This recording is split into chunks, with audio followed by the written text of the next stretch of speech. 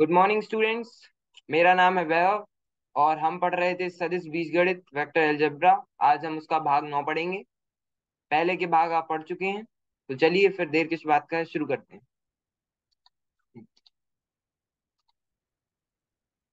हम्म तो आज हम पढ़ेंगे, कुछ उदाहरण करेंगे। उदाहरण नंबर 8, 9, 10 और दो बिंदुओं को मिलाने वाला सदिश वेक्टर ज्वाइनिंग टू पॉइंट्स, जो कि 10.5.2 में दिया हुआ है आपकी किताब में, वो पढ़ेंगे। ठीक है, ये जो भी मैं आपको पढ़ाता हूँ ये एक बार आप किताब से पढ़ लिया करो, ताकि और अच्छे से आपको आ सके। ठीक है, तो चलिए फिर शुरू करते हैं। हाँ, तो पहले हम उदाहरण नंबर 8 करेंगे। हाँ, तो यहाँ पे लिखा है सदिशों, ए सदिश है जो 2i cap plus 2j cap minus 5k cap, और एक सदिश है B 2i cap plus j cap plus 3 cap के योगफल के अनुदिश मात्रिक सदिश कीजिए। अब ये बोल रहे हैं, इन्हें दो सदिश दिए हैं, ए सदिश और बी सदिश। ए सदिश है 2i cap plus 2j cap minus 5k cap, और बी सदिश है 2i cap plus j cap plus 3k cap. अब हमें इन दो सदिशों का पहले योगफल करना है और फिर उनका मात्रिक सदिश ज्ञात करना है। ठीक है, तो पहले हम योगफल कैसे करते हैं, पिछली कक्षा में हमने पढ़ा था ना। योगफल हम कैसे करते हैं? योगफल हम सेम, मतलब ये जो आई कैप है, तो आई कैप वालों का योग होगा, जे कैप वालों का योग होगा, और के कैप वालों का योग। तो हम जब ए सदिश प्लस बी सदिश करेंगे, ठीक है, तो मान लीजिए उसको हमने एक सी सदिश कह दिया, तो सी सदिश क्या होगा? ये 2 है, ये 2 है, तो ये हो गया 4i कैप। ये एक है, ये दो है, तो हो गया 3j कैप। तो 4i cap plus 3j cap, और यहाँ पे 3k कैप है, और ये -5k कैप है, तो इनका हम योग करेंगे तो आएगा -2k कैप। तो हमारा सी सदिश क्या आया? 4i cap plus 3j cap minus 2k cap आया ना। ये देखो फिर से देख लो, दो और दो चार, और आई कैप का आई कैप रहेगा तो हो गया 4i कैप। एक और दो तीन, और जे कैप का जे कैप रहेगा तो 4i cap plus 3j cap. और ये है -5k कैप, और ये है +3k कैप। तो इनका योग करेंगे तो क्या आएगा? -2k कैप आएगा। तो ये सी सदिश हुआ हमारा 4i cap plus 3j cap minus 2k cap. हम्म तो अब हम इसका परिमाण निकालेंगे। हाँ, तो अब हम सी सदिश का परिमाण निकालेंगे। मात्रिक सदिश निकालने के लिए हम क्या करते हैं? कोई भी सदिश लेते हैं और उसका भाग उसके परिमाण से करते हैं, है ना। तभी उसका मात्रिक सदिश आता है, क्योंकि मात्रिक सदिश क्या होता है? मात्रिक सदिश मतलब जिसका परिमाण सिर्फ एक इकाई हो, और और कुछ भी नहीं, मतलब इसका काम सिर्फ दिशा बताना ही होता है ना। सिर्फ दिशा के लिए ही हम मात्रिक सदिश का प्रयोग करते हैं। तो मात्रिक सदिश क्या होता है? कोई भी सदिश, और जब हम उसका भाग उसके परिमाण से देंगे तो वह उसका मात्रिक सदिश हो जाएगा। तो सी कैप कैसे आएगा? सी सी सदिश बटा सी का परिमाण, ऐसे करेंगे तो हमें सी कैप आ जाएगा। तो हमने इसका परिमाण निकाला। इसका परिमाण हम कैसे निकालेंगे? किसी भी सदिश का परिमाण कैसे निकलता है? जैसे ये 4i cap plus 3j cap minus 2k cap है, तो इसका परिमाण हम निकालेंगे 4 का वर्ग प्लस 3 का वर्ग प्लस -2 का वर्ग। तो क्या हुआ? 4 का वर्ग हुआ 16, 3 का वर्ग हुआ 9, तो 16 और 9 25, और -2 का वर्ग 4। माइनस का दो हो या प्लस का दो हो, फर्क नहीं पड़ता, अगर वो वर्ग है तो उसमें प्लस ही आएगा। तो क्या हुआ? ये आ गया हमारा 29, और इसे हमने वर्गमूल में डाला। तो सी का परिमाण क्या हुआ? वर्गमूल 29, है ना। तो अब हम इसका मात्रिक सदिश निकालेंगे। तो मात्रिक सदिश कैसे निकलता है? मात्रिक सदिश 1/वर्गमूल 29, और ये हमारा जो सदिश था, सदिश क्या था? 4i cap plus 3j cap minus 2k cap. तो हमारा उत्तर क्या आया? 4i cap plus 3j cap minus 2k cap बटा √29, है ना, बटा वर्गमूल 29। ठीक है, हाँ सही है। तो चलो फिर आगे बढ़ते हैं। चलिए हम अगला उदाहरण करेंगे। हम्म तो उदाहरण नंबर 9, सदिश a equals to i cap plus j cap minus 2k cap के दिक् अनुपात लिखिए और इसकी सहायता से दिक् कोसाइन ज्ञात कीजिए।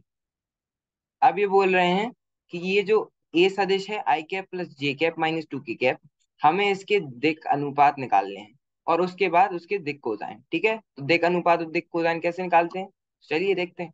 ध्यान दीजिए कि सदिश r equals to x i cap plus y j cap plus z k cap के दिक् अनुपात ए बी सी सदिश के क्रमागत घटक एक्स वाई जेड होते हैं।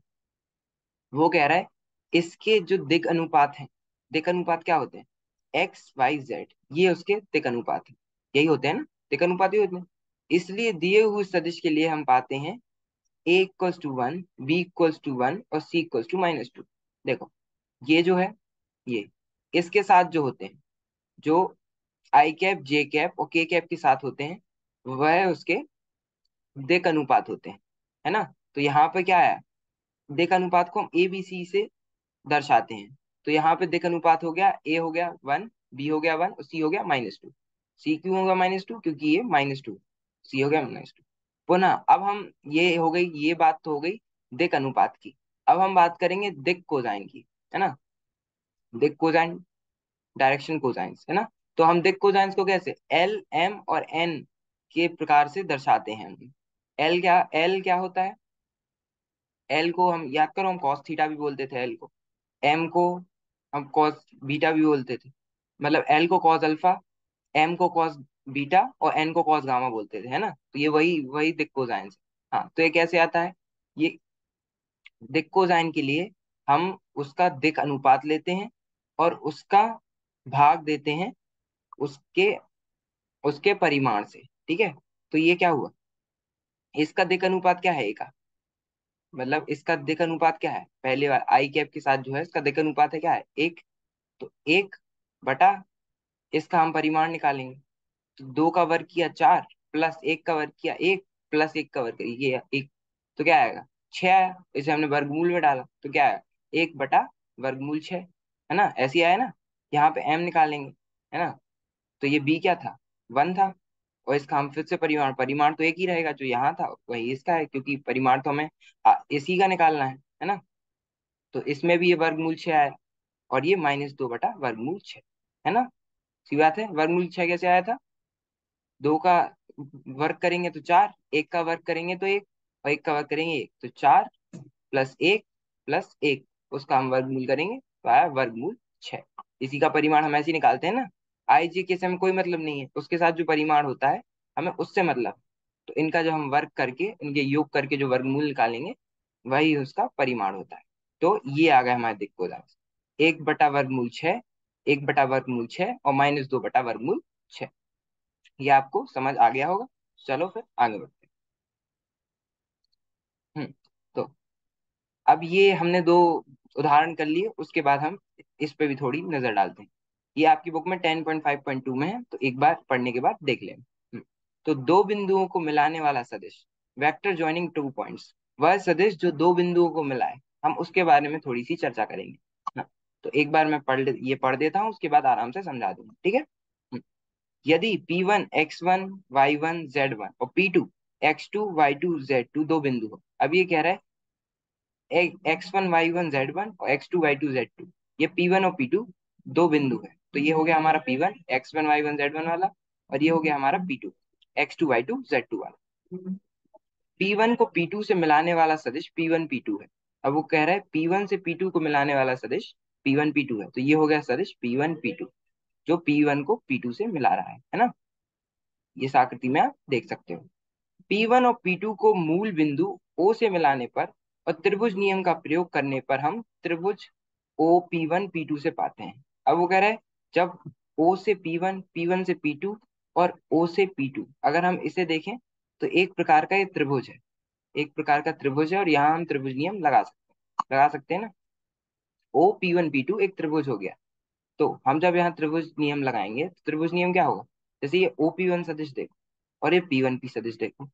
ये जो OP1 सदिश है ना, OP1 सदिश है, तो इसका P1 क्या है, इसकी अंतिम बिंदु है। लेकिन P1 P2 में P1 क्या है, प्रारंभिक बिंदु है। तो जब किसी सदिश में एक सदिश, मतलब जब कहीं एक सदिश की जो अंतिम बिंदु होती है वह अगर दूसरे सदिश की प्रारंभिक बिंदु होती है, तो उन दोनों सदिश को जोड़ने वाला जो सदिश होता है वो वो इन दोनों का योग होता है ना। तो यहाँ OP2 क्या हो गया, OP1 प्लस P1 P2 हुआ ना। ये OP2 क्या हुआ, OP1 प्लस P1 P2। इतना समझ आ गया, पक्का। चलो फिर आगे बढ़ते हैं। हम्म तो सदिश योगफल के गुणधर्मों का उपयोग करते हुए उपयुक्त समीकरण निम्नलिखित रूप से लिखा जाता है। अब हमने सदिश योगफल के गुणधर्म देखे, उसके हिसाब से P1 P2, ये देखो, ये OP1 plus P1 P2 equals to OP2 था।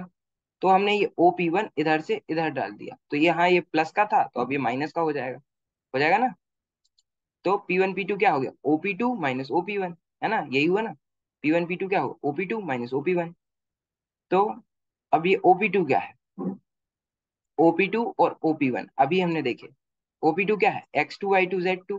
तो अगर ये बिंदु है X2Y2Z2, अगर हम इसे सदिश के प्रकार से लिखेंगे तो क्या आएगा, X2I cap plus Y2J cap plus Z2K cap. ये क्यों आया, क्योंकि X क्या है, ये X अक्ष है ना, और इसका मात्रिक सदिश क्या है, I कैप। और Y भी एक अक्ष है, इसका मात्रिक सदिश क्या है, J कैप। और Z भी एक अक्ष है, इसका मात्रिक सदिश क्या है, K कैप। तो हमें I, J और K के प्रकार में लिखना पड़ता है ना। हम इन्हें इनके घटक के प्रकार में लिखेंगे तभी हमारा उत्तर आएगा, है ना। तो हमने OP2 को लिखा X2I cap plus Y2J cap plus Z2K cap minus OP1 को हमने क्या लिखा, ये P1 क्या था, X1Y1Z1 था ना।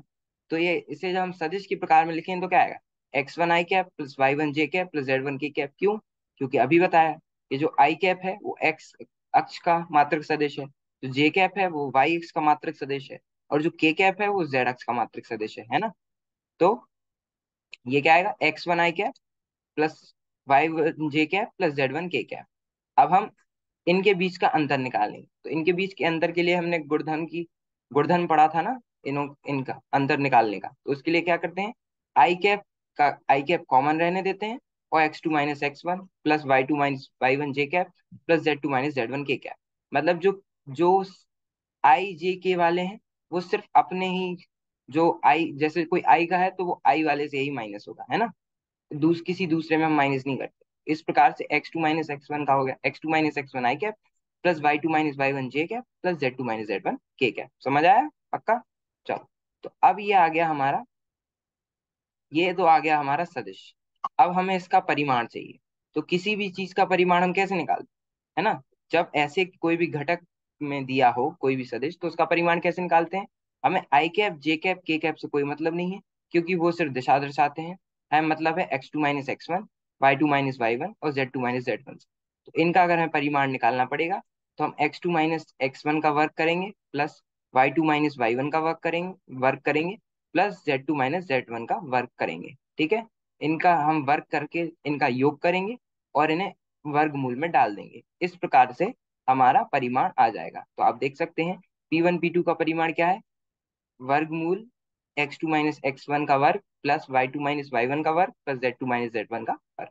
ठीक है, इस प्रकार से हमें यह प्राप्त होता है। चलो, इतना समझ आ गया, चलो फिर आगे बढ़ते हैं। हाँ, तो ये आखिरी उदाहरण है, एक बार इसे देख लेते हैं। ठीक है, तो उदाहरण 10, बिंदुओं P 2 3 0 एवं Q -1 -2 -4 को मिलाने वाला एवं P से Q की तरफ दृष्टि सदिश ज्ञात कीजिए।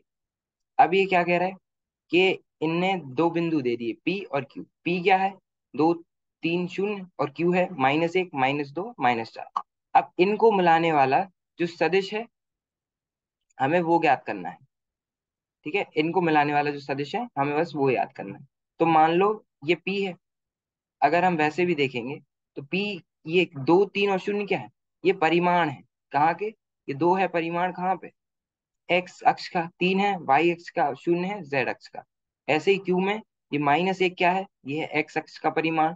ये -2 क्या है, ये है वाई अक्ष का परिमाण।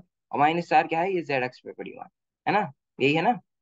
तो अगर, क्योंकि सदिश P से Q की तरफ दृष्ट है, स्पष्ट था P प्रारंभिक बिंदु है और Q अंतिम बिंदु है ना।